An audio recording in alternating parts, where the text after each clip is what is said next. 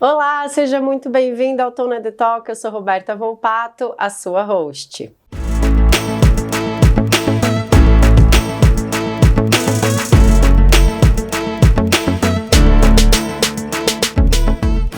Hoje, mais um dia, meninos, vocês estão animados? Uhul!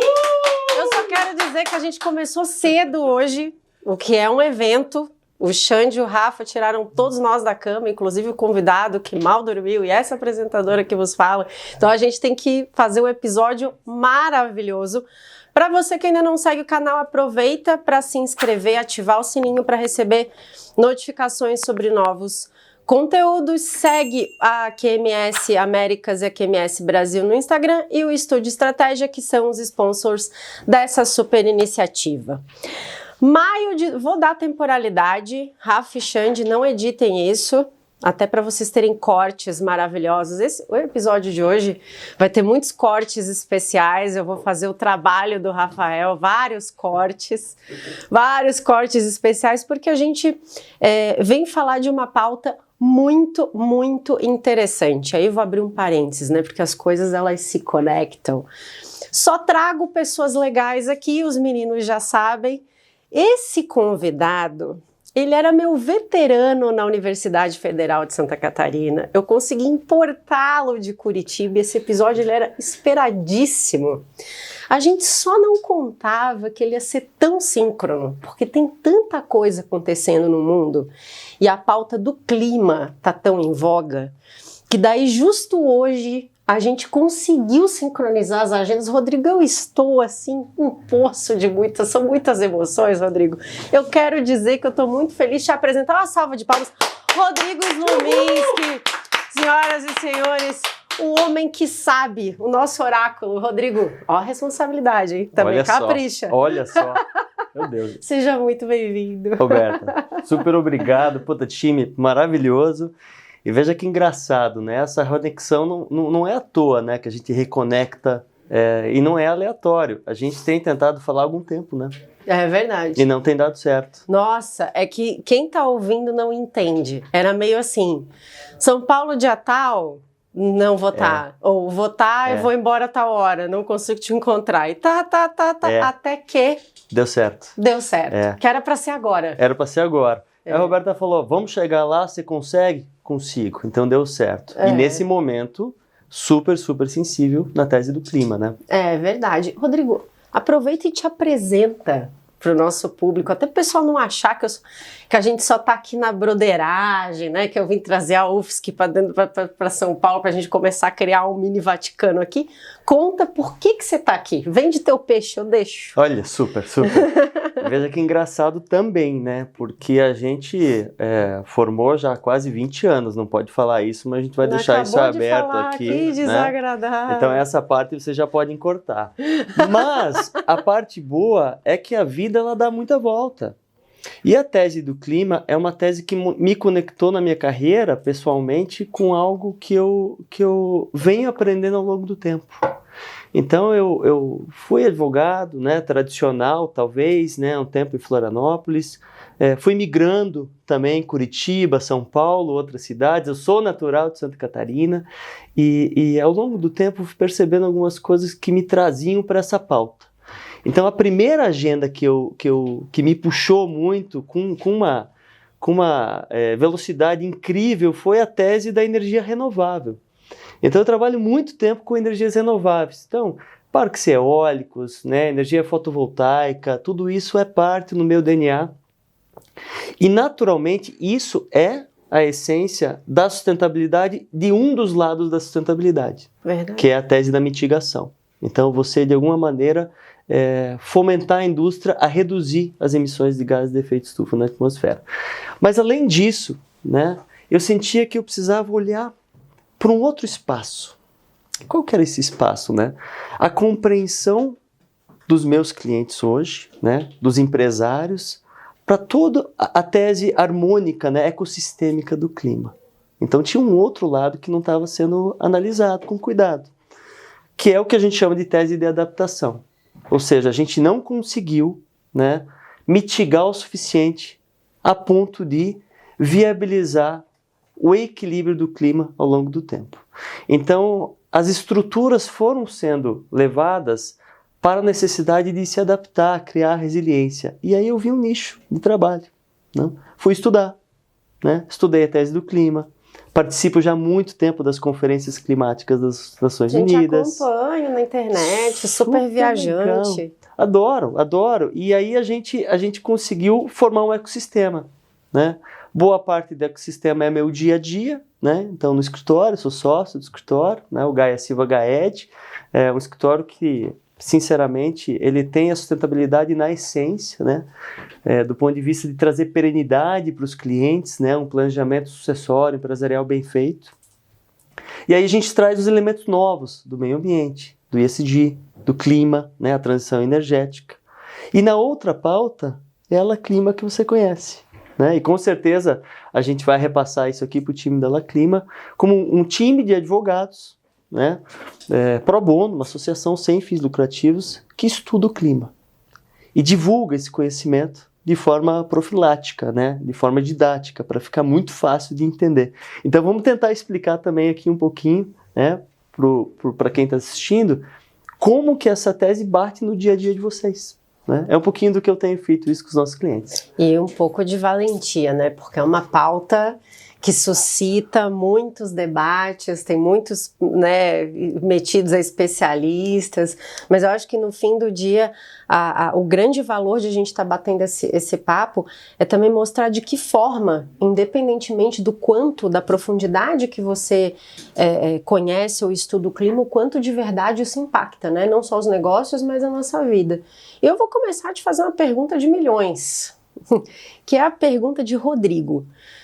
Com tanta coisa acontecendo, vou dar um marco de temporalidade aqui, porque a gente tem esse episódio né, ornado pelos acontecimentos muito tristes aí do Rio Grande do Sul. O que está acontecendo no mundo, Rodrigo? Olha que pergunta capciosa, né? Mundo, Brasil, você vai cascateando aí. Então, vamos tentar entender primeiro como a gente chegou onde a gente chegou, né? Então, a tese do clima, ela é uma tese bastante antiga, né, do ponto de vista de conhecimento científico. Né? Eu tenho dado aula há muito tempo sobre clima, e ela é estudada já há bastante tempo pelos cientistas. Então, eles sabem tudo o que acontece há muito tempo. Né? Uhum. O que acontece é que os cientistas não têm muita voz no mainstream em relação aos impactos, o que acontece no nosso dia a dia. Isso tem mudado, por conta, sobretudo, dos eventos extremos. Rodrigo, mas o que é isso, né? E como isso de fato impacta na nossa vida? Claro que o evento no Rio Grande do Sul é super triste e a gente precisa de fato resolver um problema imediato, né? Que é solucionar, né, a adaptação desses sistemas. Ele traz uma verdade à tona para quem não conhece, né? A gente não tem mais controle, né, sobre esses eventos. Nunca tivemos. Mas os controles que a gente imaginava ter sobre esses eventos agora, eles são pouco maleáveis. Uhum. Então a tese dos eventos extremos é a tese muito simples.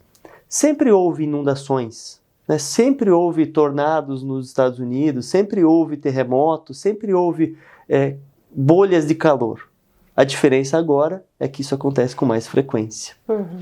Então, se a gente começar a olhar, né, na internet aí as pessoas falando, sobretudo em Mussum, que teve uma inundação enorme no ano passado, em menos de um ano, houve 2 grandes inundações que causaram danos tremendos para todo mundo. Uhum. Então, a consequência disso é meio lógica. É impossível conviver com essa realidade. Isso não acontece só de maneira localizada no sul do Brasil. Uhum. Isso acontece no mundo todo. Então, da mesma maneira, inundações acontecem no mundo todo. Eventos extremos acontecem no mundo todo. Então, o efeito sistêmico em relação à tese do clima, ela é muito, muito fácil de entender quando o evento está muito próximo. Mas quando está lá longe, é difícil de você sentir, de fato, dessa realidade. Então, o que está acontecendo no mundo? Eu chamo de awareness, né? Então está acontecendo um nível de consciência maior, né? As pessoas estão entendendo mais a consequência para a vida delas. Então o exemplo que eu dei há pouco, a gente estava falando aqui nos bastidores, é a tese que está faltando água. Né? Em Curitiba. Conta aí. A gente fez uma vaquinha, né, no escritório, o pessoal fez para comprar água para mandar para o Rio Grande do Sul, só que não tem água para comprar. Isso acontece com trigo, acontece com arroz, acontece com óleo de soja. Então, ou não tem, ou o preço está aumentando. A consequência lógica de uma escassez imediata. Só que quem está preparado para isso? Né? O pequeno restaurante, o comerciante, né? O mercadinho está preparado para esse aumento de preço, para repassar esse aumento de preço para o consumidor? Provavelmente não.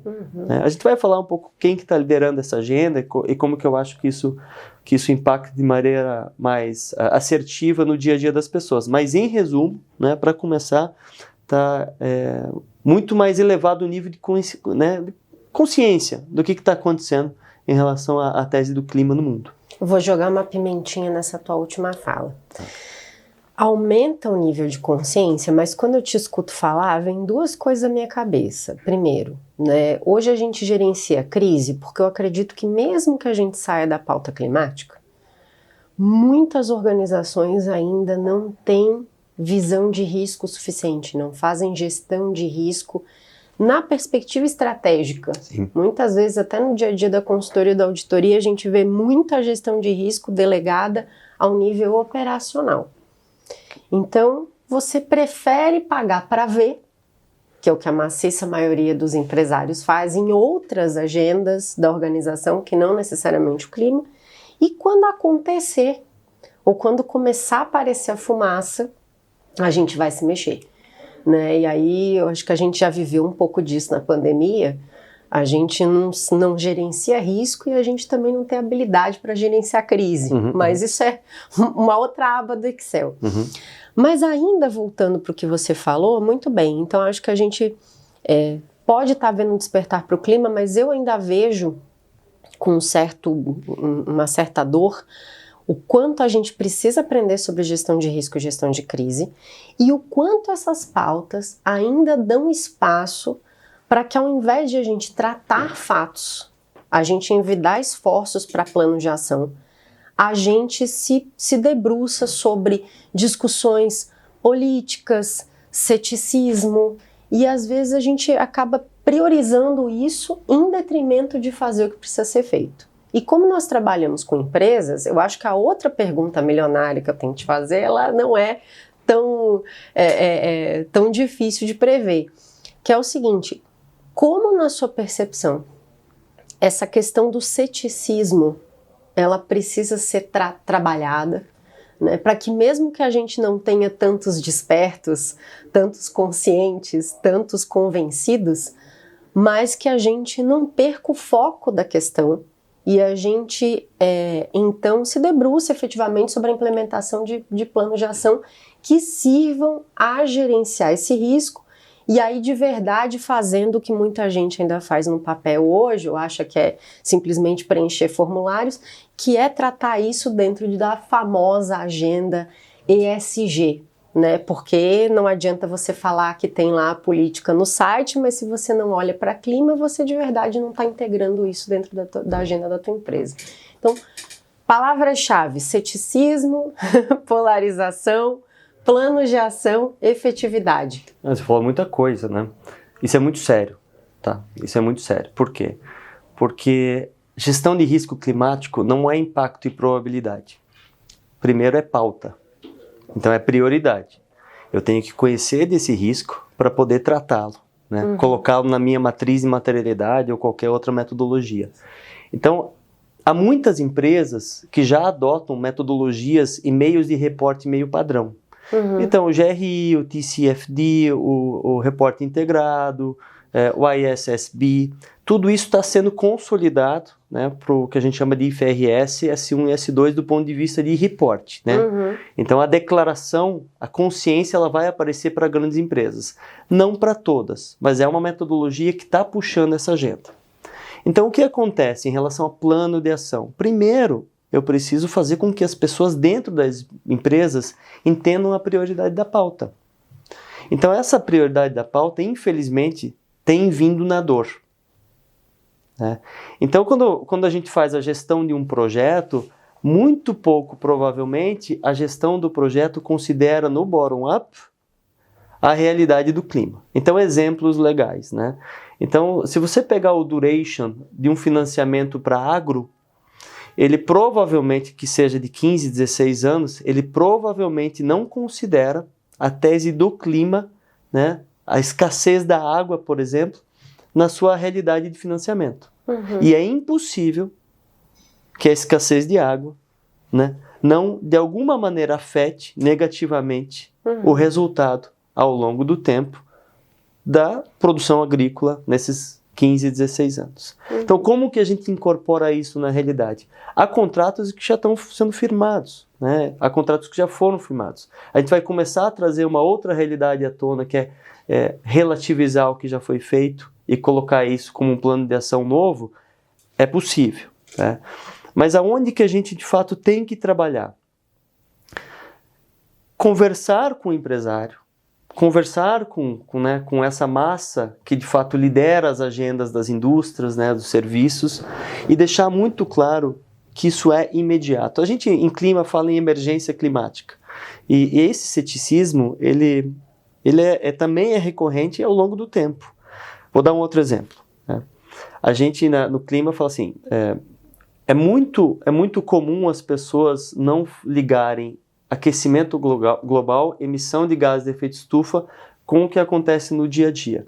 Mas a realidade é que, nos últimos 30 anos, a gente emitiu 50% da emissão de gases de efeito estufa na atmosfera. E nos últimos 30 anos, a gente acelerou, de maneira artificial ou não, o crescimento econômico com o que a gente tinha de usar de recurso natural. A gente consegue fazer isso de maneira a preservar a próxima, né, geração, a próxima leva de recursos naturais? Provavelmente não. E todo mundo já percebeu isso. Mas quem está se antecipando para fazer com que isso seja uma realidade do dia a dia da empresa? Algumas empresas já fizeram há muito tempo. Mas a grande massa de empresários, inclusive, está entendendo só agora. E, infelizmente, na dor, né? É disso que a gente precisa falar. Por que a gente não se antecipa? Por que a tese da prevenção ela não vem antes? Tem uma discussão que a gente pode falar também sobre prioridade de recursos, inclusive do orçamento público, do orçamento global, né? Uma tese bem legal sobre financiamento climático, que em Baku agora, no Azerbaijão, vai ser, né, a nova meta de financiamento global, é um tema bem relevante. Então, são coisas que deveriam ter mais velocidade, infelizmente não tem, mas o nosso papel aqui é fazer com que isso tenha mais tração.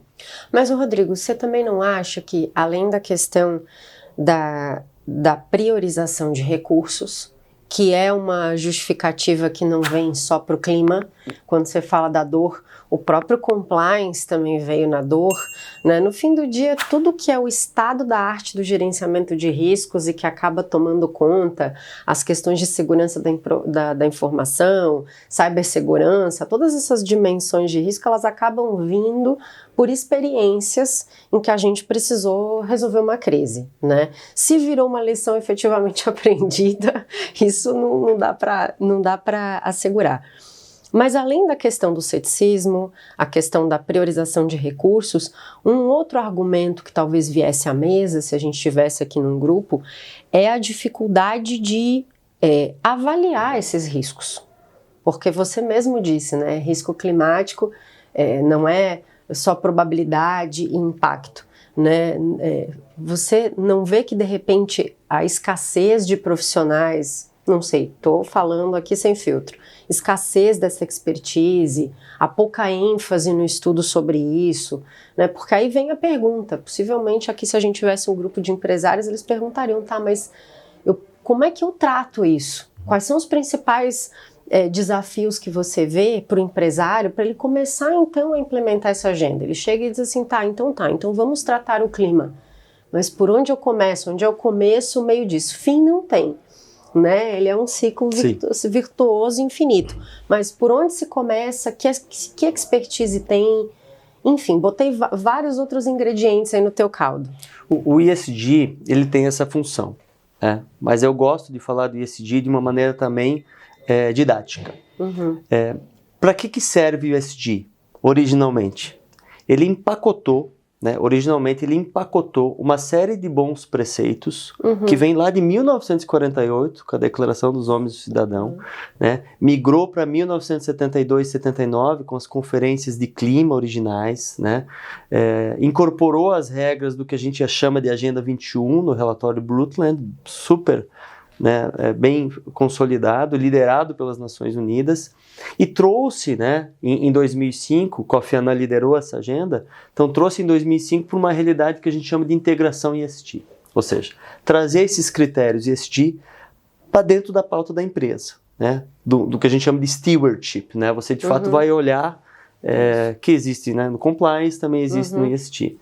Qual que é o problema? As pessoas, assim como fizeram com o compliance, pegaram o ESG e fizeram, né, quase que instrumentalizaram o ESG para fazer como se fosse um cara crachá. Ou seja, tiquei o ESG e logo estou resolvido. Só que o ESG não é separação de 3 letrinhas. E o S, isso não existe. ESG é tão simples quanto uma boa governança, uma governança qualificada na sua operação. É verdade. Então, operação ambiental, social, operação de governança estruturada. Então, uma melhor governança dentro da operação. Então, o ESG cerca, a grande fundamentação do ESG é isso. Como é que a gente pode elevar a barra? E aí, dentro da empresa, onde você começa? É claro que você faz um assessment, né? É que você tira uma fotografia. Mas eu tenho feito um trabalho diferente. E esse trabalho é um trabalho também didático. Porque há várias consultorias em ESG que sugerem você pegar uma ferramenta empacotada, até boas ferramentas, e você fazer um gap analysis e sair com um resultado que viabiliza, né, entender onde é que está, né, onde que a empresa está na realidade do mundo da sustentabilidade. A gente sugere diferente. Todo empresário tem uma estratégia, tem um BP, né, um business plan. Então a gente olha para o business plan, digamos, eu quero crescer 20% no meu market share. Legal, então tá bom. E se utiliza das ferramentas ESG para alavancar esse BP. Então, perfeito. Nem muitas vezes você precisa aderir ao Pacto Global da ONU. Pelo contrário, às vezes o teu uso do recurso humano de homem e hora para viabilizar o Pacto Global, não tenho nada contra, mas não é o que está alinhado com o teu BP. Então, às vezes, uma empresa de arquitetura ou uma empresa de construção civil não precisa de uma certificação LEED. Ou você não precisa ser Great Place to Work. Você não precisa reportar de acordo com o GRI. A gente fez um estudo, são mais ou menos 2.000 índices, frameworks, standards, selos, certificados, aggregators, qualquer coisa que vocês imaginem. A gente separou 300. Né?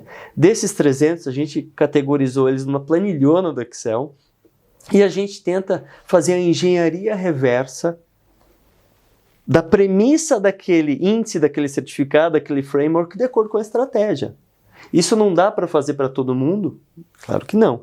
Mas é como que a gente, né, no sentido de fazer em esteira, mas aos poucos a gente vai qualificando o discurso para o empresário entender, de fato, aonde que você vai ter um ESG premium, aonde que o ESG vai te levar mais além. E aí conecta no bottom-up, com receita e no prejuízo, né? Qual que é o risco que eu tenho que gerenciar para não ter nos próximos anos um prejuízo sistêmico na minha operação. Então é assim que a gente sugere trabalhar. Eu vou ter que te interromper para dizer o seguinte, a pergunta que eu te fiz era, quais os desafios de implementar? Então vou te trazer, até com uma forma de convalidar, de reverenciar teu método, vou te dizer um outro desafio que quem está ouvindo ou assistindo agora vai se reconhecer aqui e é para trazer verdades e distribuir arrependimentos que a gente vem aqui, né? Primeiro ponto, já vou te dizer o que acontece. Vamos contratar o Rodrigo. A maciça maioria das organizações, essa demanda ela vem muitas vezes média gerência para baixo.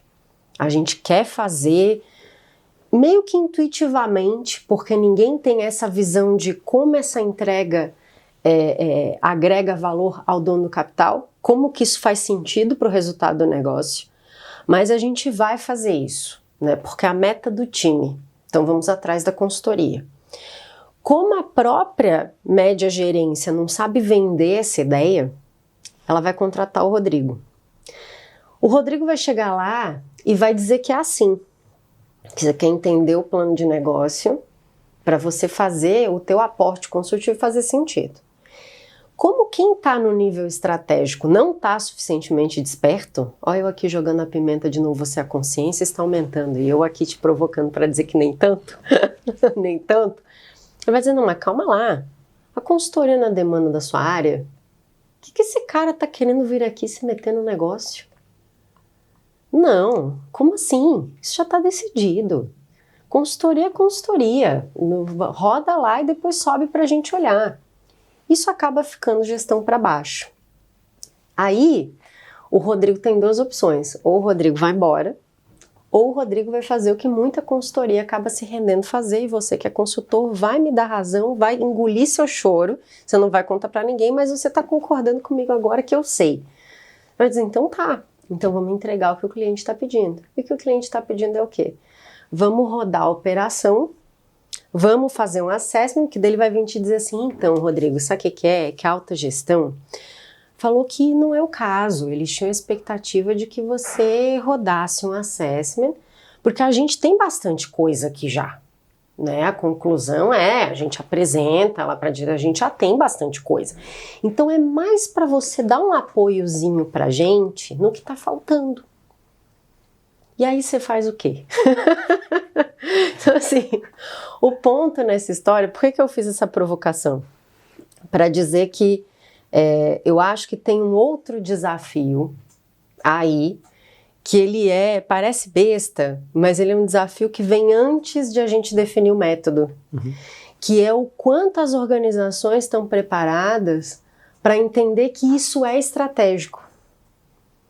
Eu acho que falta essa imagem ser adequadamente projetada na retina dos conselhos, sejam eles consultivos, sejam eles de administração. E precisa capacitar a média gerência, porque é ela que faz o pitch de venda da ideia, para mostrar que o Rodrigo não é um cara que vai botar pasta debaixo do braço para discutir gestão de risco climático com a operação. E precisa ter muito boa vontade, transparência, humildade de quem está no nível decisório para receber o Rodrigo, para que ele não seja o cara que vai falar com a área que encomendou a consultoria, mas para que o Rodrigo, então, esteja, quem sabe, com essa área, com o representante dessa área lá na reunião do conselho, para a gente repensar negócio. Porque o que você está me falando aqui é um desafio de muitas empresas. A dificuldade de repensar negócio, ela está lá em cima, aí vem alguém que entra para o time cheio de vontade de trabalhar e percebe que não tem maleabilidade, não vai ter liberdade para criar e vai ter que se adaptar. Eu te trouxe uma tristeza, eu sinto nos teus olhos, mas de verdade, eu acho que esse é um desafio que a gente precisa trazer para provocar quem está ouvindo, para pensar assim, olha só que incrível o que você falou. Sempre foi sobre isso, sempre foi sobre levar para a mesa mais alta. Então, será que não está aí, antes de qualquer coisa, a gente começar a trabalhar? De que forma, então, a gente abrir para que as consultorias tenham, fazer uma servidão de passagem, para você não trombar na média gerência, Rodrigo, para você ter uma cadeira no conselho? Pessoal, a gente chegou em outro estágio da conversa. Elevamos. Eu tenho muita tranquilidade, que eu vou te falar agora. Eu tenho muita tranquilidade no que eu vou falar. Eu fundei a área de sustentabilidade corporativa no escritório por causa disso. Então eu não estou preocupado com isso. Pelo contrário, né? Eu não estou preocupado com as respostas. Eu estou preocupado com as perguntas certas.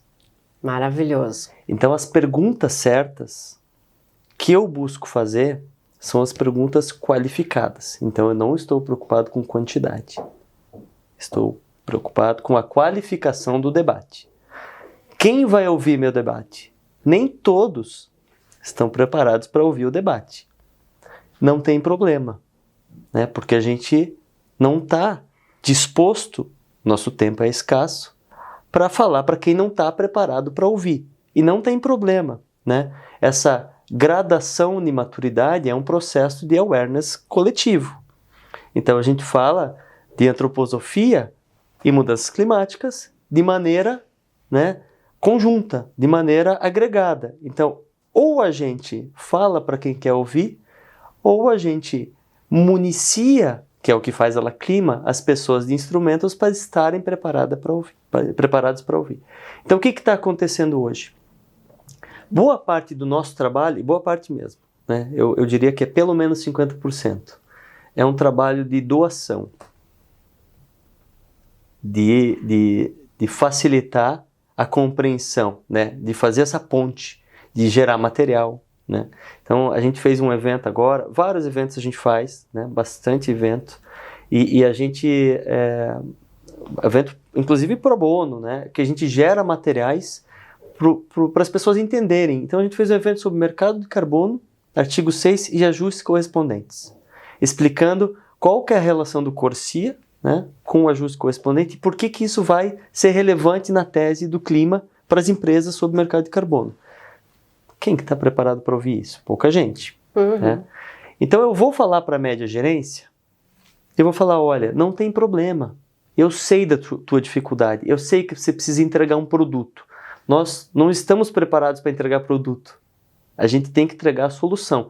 E às vezes, meia hora de conversa com as pessoas certas é muito mais produtivo do que 100 horas de trabalho no direcionamento errado. Então, falo isso com a consciência super tranquila e feliz, porque eu me preparei para isso. A minha carreira foi direcionada, sorte, com preparo, que me levaram para chegar até aqui para falar isso para você com tranquilidade. E cada vez mais as pessoas vão falar sobre isso com a mesma tranquilidade. E eu queria jogar uma luz nessa sua fala para dizer o seguinte, a provocação que eu fiz não foi em vão. O Rodrigo é professor, eu também, e não sei o quanto você vê isso, Rodrigo, mas nos grupos de WhatsApp, nas redes sociais, os alunos, principalmente de especialização, MBA, cursos de extensão, eles pedem muito o modelo do método.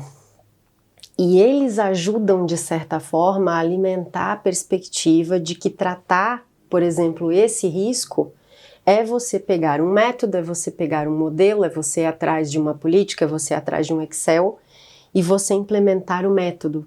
E uma coisa que a gente bate muito aqui, e também corroborando a sua fala, os meninos sabem, não é só porque você está aqui, mas essa é a finalidade da gente estar aqui nesse fórum tão diferente. A proposta é pensar negócio.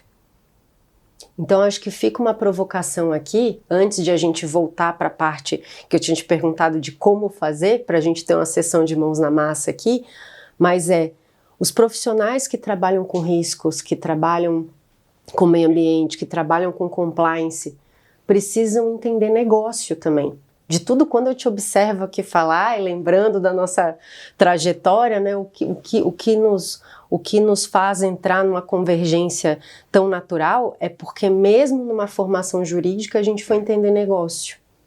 Então tudo que você falou aqui eu jogo luz para que seja mais uma da série O Primeiro Dia do Resto da Vida do Ouvinte, para dizer que não adianta você se apegar a um método se você não entende as perguntas do negócio. As perguntas do negócio, e aí você agrega valor.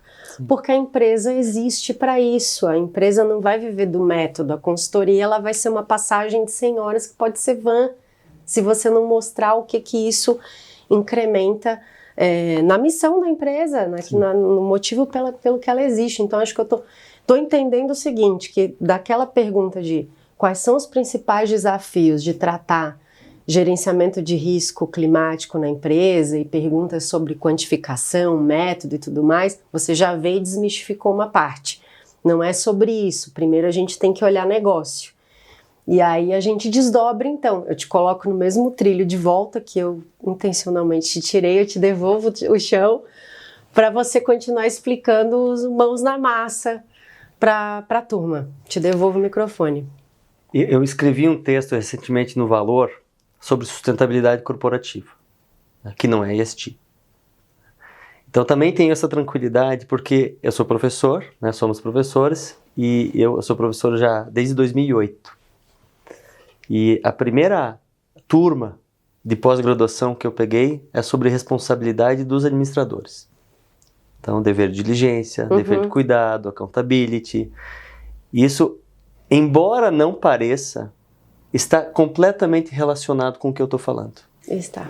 Então, de novo, não é nenhum demérito quem entrou na agenda e quer falar sobre ESG, falar sobre ESG separado, né, fazer toda uma matriz aqui, não é uma crítica a nenhum profissional, mas o empresário precisa de profissionais que entendam de empresa, entendam de negócios, então precisa saber a diferença sobre uma limitada e de uma SA, precisa saber a natureza estatutária da adesão, precisa falar sobre, de novo, stewardship e gestão de fundos, precisa entender como isso conecta com os ecossistemas, né? Então CVM, Bacenso, ZEP, né? Precisa entender sobre padrões voluntários e padrões obrigatórios. Eu falei ontem, na minha pós-graduação, né, aqui em São Paulo, dei aula ontem, falei sobre Fato, Valor e Norma, do Miguel Reale. Olha só. Falei sobre como que a gente traz para um universo de regulação os padrões voluntários que podem ser litigados. Então a gente está falando sobre litigância climática, riscos que são oportunidades. Então é claro, tem que falar de empresa, você tem que saber de negócio, você tem que saber falar sobre... Eu fiz muito... Eu acabei fazendo muito M&A na minha carreira, trabalhei com muito planejamento, o escritório, né, por isso que eu acho que...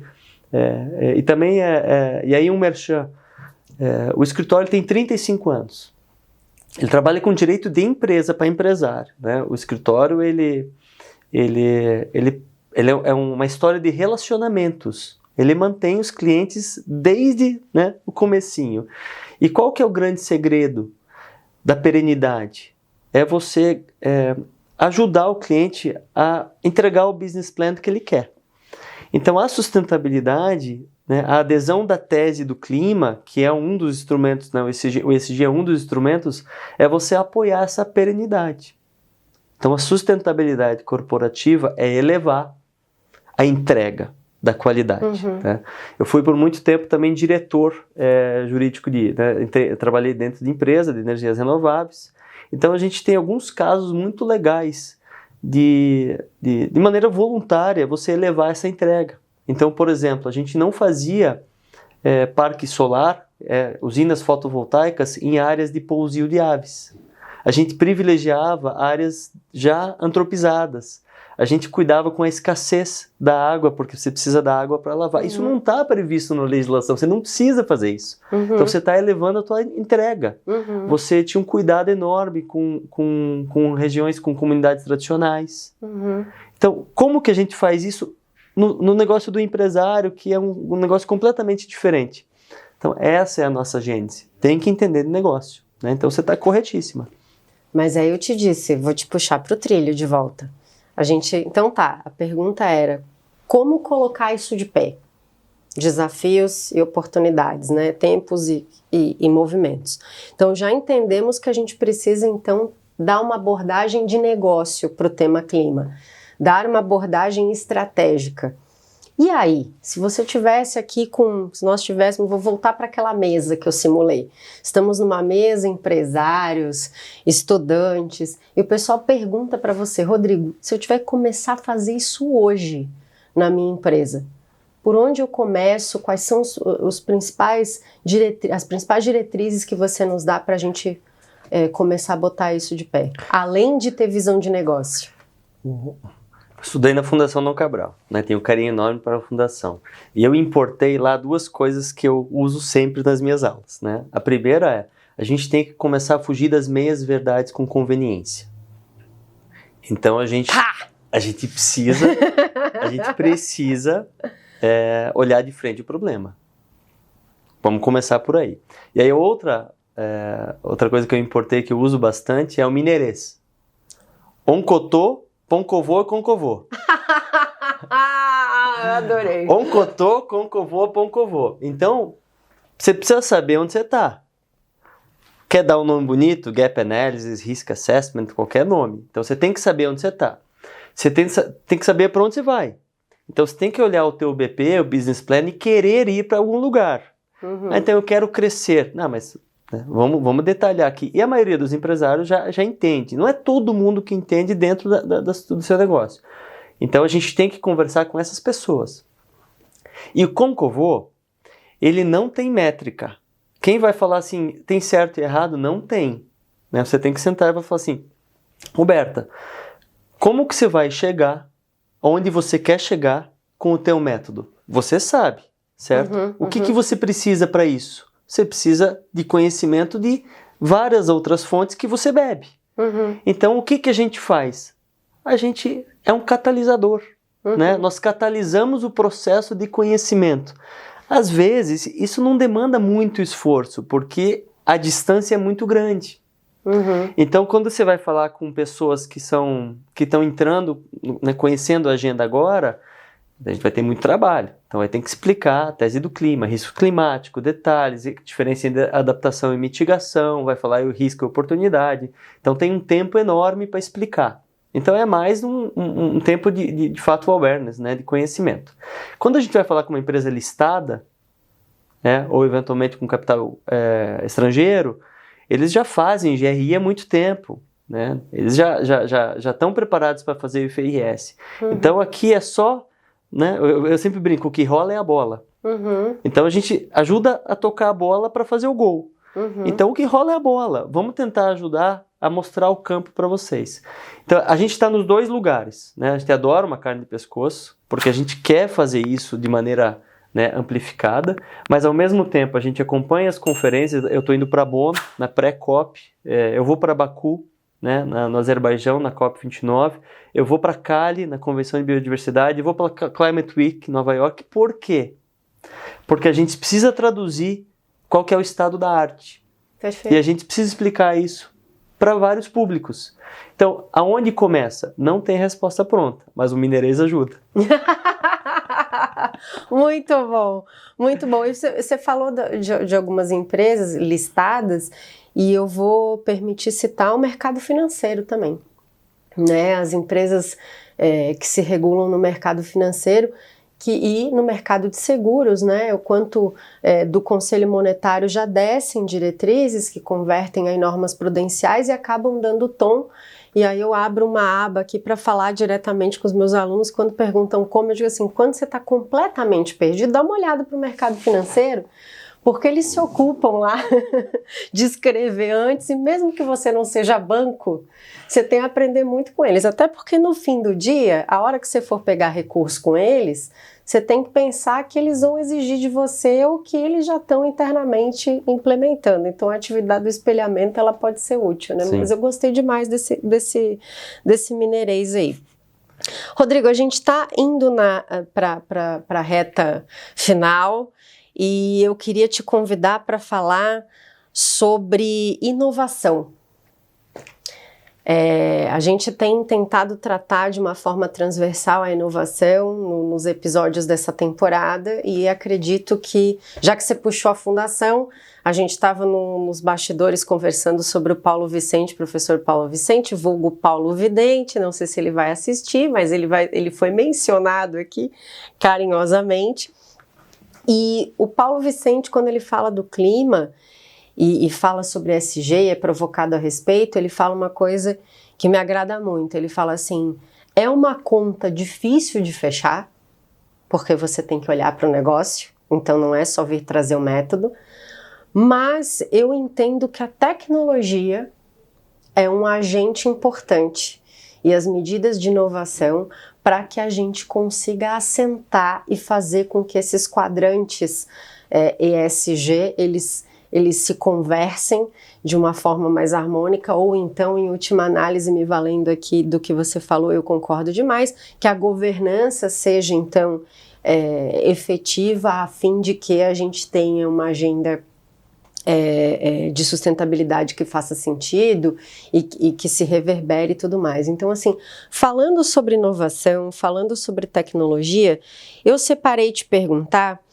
como, na sua visão, as empresas elas podem promover inovação, se valendo inclusive de recursos de tecnologia, para colaborar e enfrentar esses desafios. E aqui vou falar enfrentar, você fique à vontade para tratar tanto na dimensão de crise, risco, ou inclusive as duas em concomitância. Te deixo livre para fazer essa análise. Legal.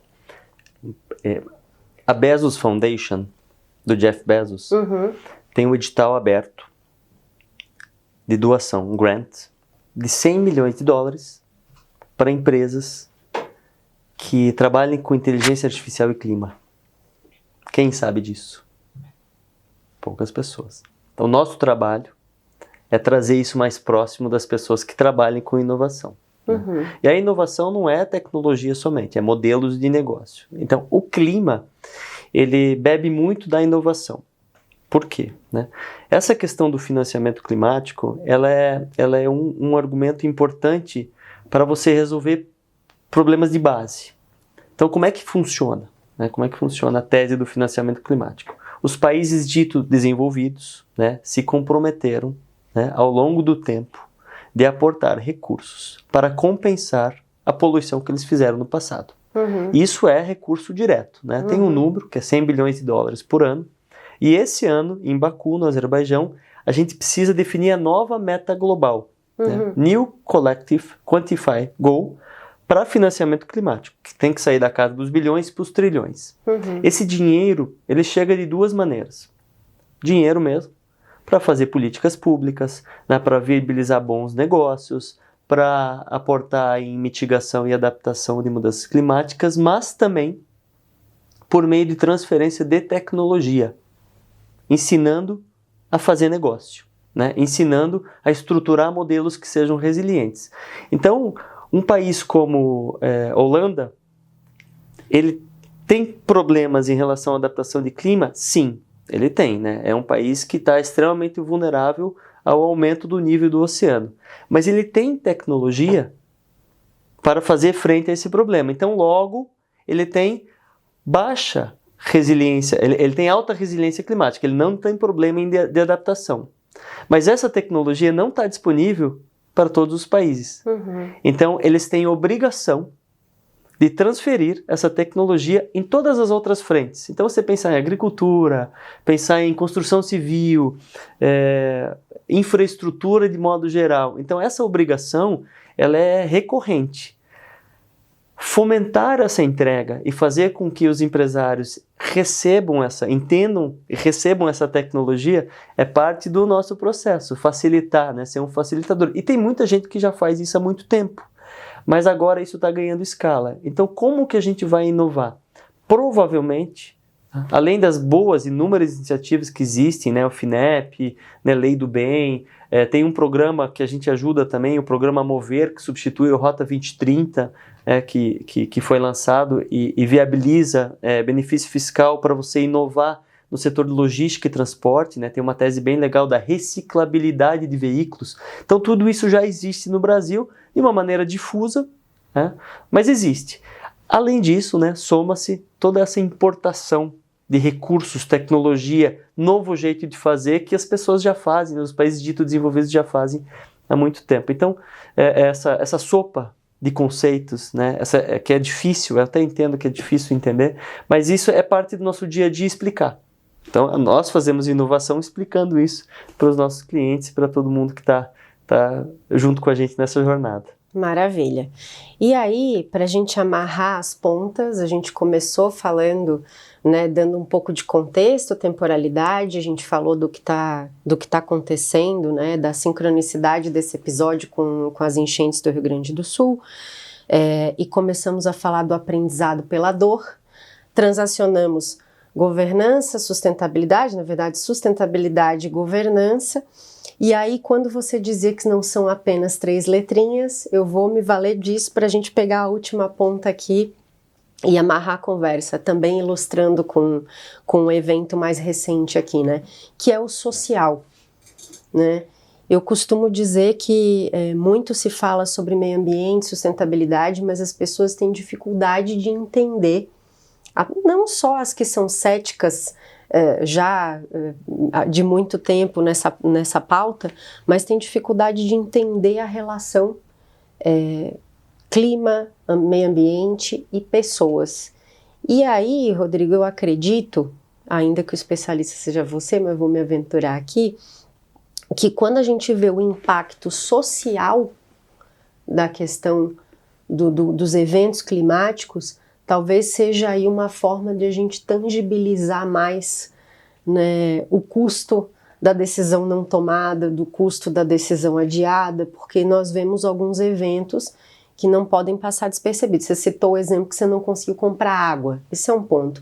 Mas vamos falar das migrações forçadas, né? Nessa situação do Rio Grande do Sul, a gente já consegue ouvir especialistas dizendo, olha, tem cidades que vão ter que ser desconstruídas, possivelmente elas vão deixar de existir perenemente. E aí, esse movimento do êxodo é um movimento que a gente sabe que não está acontecendo só aqui. Pegando também a tua fala do início para a gente fechar o ciclo. É uma questão mundial. Por que as pessoas migram? Elas também migram por causa do clima, elas migram para buscar água, elas migram para uma temperatura que seja agradável, elas migram para onde seja habitável. E essa tragédia, ela vai forçar, como já está acontecendo, um êxodo. Então a gente tem aí os êxodos climáticos, vamos dizer assim, para citar um exemplo social e que você com certeza vai nos oferecer outros mais. Mas o ponto é problema das empresas, e eu te faço essa pergunta até com uma provocação implícita, assim, né? Problema das empresas para além de apoiar, para além de ajudar com helicóptero para resgates, para além de ajudar com mantimentos, pensando que tem a lição aprendida e a gente tem que começar a olhar então com outros olhos, enfrentar o problema, como você disse. Como é que primeiro ponto é falar um pouco sobre o social e depois virar para responder. Então como as empresas olham para isso, para fazer valer o ESG, e que posturas, né? Se você tivesse uma oportunidade de fazer um pleito, se a sua voz estivesse sendo ouvida agora maciçamente, o que você diria para as empresas adotarem nessa perspectiva de impacto do clima no social? Eu vou falar para aquela câmera, para todo mundo escutar. Isso. O papel das empresas não é fazer filantropia. O papel das empresas é promover negócios responsáveis, investimentos responsáveis. Como que você faz isso? Fazendo um assessment qualificado e sendo responsável por toda a sua rede de stakeholders. Então a gente falou um pouquinho de bancos, seguradoras. Eles não só naturalmente, mas agora de maneira regulada, têm a obrigação de fazê-lo, né? Seja pela SUSEP, CVM, Bacen. Né? Seja pelas regras da União Europeia. Então os bancos e seguradoras estão liderando essa agenda e cascateando essas obrigações. Então o papel das empresas é assumir uma postura ativa no seu negócio. Então claro que a tese das migrações forçadas ela é escancarada com eventos extremos localizados, como que é o caso do Rio Grande do Sul. Então imagina que não é possível pensar um bairro inteiro construído em cima de um arrozal. E foi o que aconteceu no Rio Grande do Sul. Então não tem como você imaginar que essas pessoas podem voltar para o mesmo lugar e ter a mesma qualidade de vida. Então a tese do clima ela tem a ver com a mesma qualidade de vida que a gente teve lá atrás e a gente não vai ter. Como que o empresário recebe essa informação? Eventualmente o funcionário dele trabalha lá e mora lá. Ou eventualmente o funcionário dele tem uma família, ele precisa receber dinheiro para comprar um outro terreno.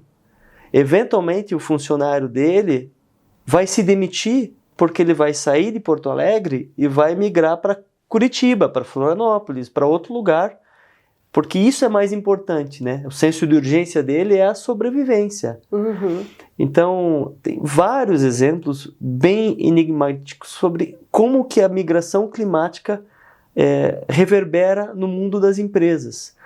Veja, há cidades que estão enfrentando um nível de calor extremo, né? Uma temperatura média que é basicamente impossível você viver lá sem ar-condicionado todo dia. O Rio de Janeiro viveu isso, né? Então, 60 graus. 60 graus. Então, As pessoas querem morar nesse lugar? 1, elas conseguem? 2, elas podem migrar? Têm condições? Né? Estão dispostas? Então a tese da adaptação em clima, ela tem uma expressão. E também eu vou falar aqui dessa expressão. Ela chama transição justa. Não sei se vocês já ouviram falar sobre transição justa. Você não deixa ninguém para trás. Então é obrigação do poder público, organizado por meio das Nações Unidas, né, dentro da Convenção Quadro de Mudanças Climáticas, direcionar as políticas públicas, e é obrigação do empreendedor entender os seus riscos e a sua realidade para não ser pego de surpresa. Então, é super meritório fazer filantropia, né? É super meritório uma empresa enorme, bilhões de faturamento, constituir uma instituição e essa instituição fazer, né, empreender boas ações. Mas você só está praticando o ESG, a integração do ESG, quando você traz as boas práticas no aculturamento da companhia. Então, você precisa entregar tempo, não dinheiro. Você precisa entregar valores, você precisa elevar o nível da tua governança, na boa governança na operação, para poder entender como que você vai, de fato, fazer com que a tese do clima seja uma tese vencedora. É um super desafio. E essa questão, além do êxodo e ainda no social, o que mais que você poderia citar como impacto? E aí não só, né, frente a esse evento do Rio Grande do Sul, mas quando a gente fala de eventos climáticos, o que mais você poderia citar como exemplo, até para que quem está assistindo, né, talvez não tenha despertado para isso, não tenha refletido sobre isso? Você trouxe a questão do empregado, né, mas e o que mais na perspectiva social, Rodrigo? Tem um negócio que eu estou estudando bastante também e a gente vai liderar, a gente tem essa pretensão de liderar essa agenda do ponto de vista de awareness, que é a perda de biodiversidade. Então, CALI, né, vai ser a conferência sobre biodiversidade. Né? Tem uma convenção de biodiversidade, tem um protocolo de Nagoya sobre recursos genéticos, e a gente vai olhar aquilo como a perda de qualidade do consumidor, né, e no final do empresário, para acessar o recurso disponível como ele está hoje. Essa perda de biodiversidade não é só uma perda difusa. Ela acontece em indústrias específicas. Então, se vocês forem estudar a indústria do café, do cacau, né, até mesmo da água, né, do acesso à vida marinha, a perda de biodiversidade é um dos grandes desafios da humanidade.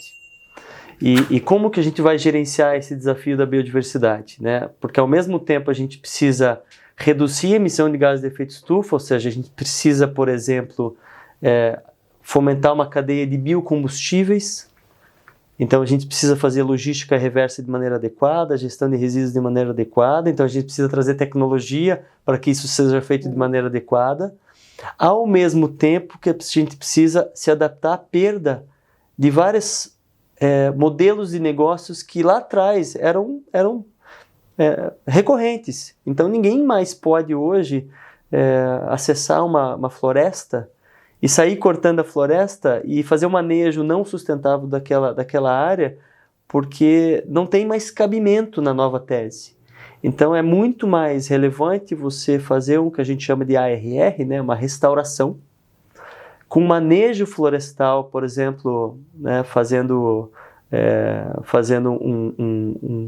um uso de uma biodiversidade específica, né, um manejo de cacau, de açaí, baru, né, uma castanha do cerrado que é bastante comum, e você construir uma resiliência para aquela área para que você fomente novos modelos de negócio.